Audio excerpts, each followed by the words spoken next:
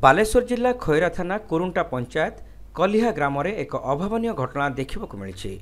हल कर 540 टंका दे न पारिबारु जड़े 68 वर्षर वृद्ध को 5 घंटा धरी गछरे बांधि रखिबा नहीं ग्रामवासी मध्य उत्तेजना देखा मिली।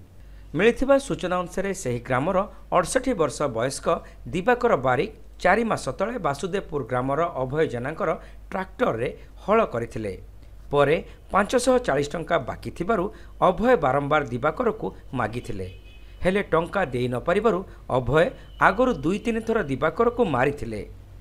मंगलवार दिन दिवाकर अभय गाँ दे जाउथिबारु अभय ताकु प्रथमे एक काठ फाड़िया रे आक्रमण करथिले।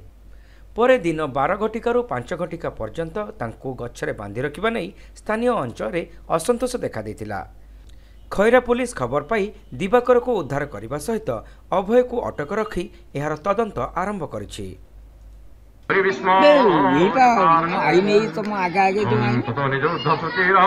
मुगन मुगन मु एठी बसिनी गला ना तो बांधनी हम थाना जासु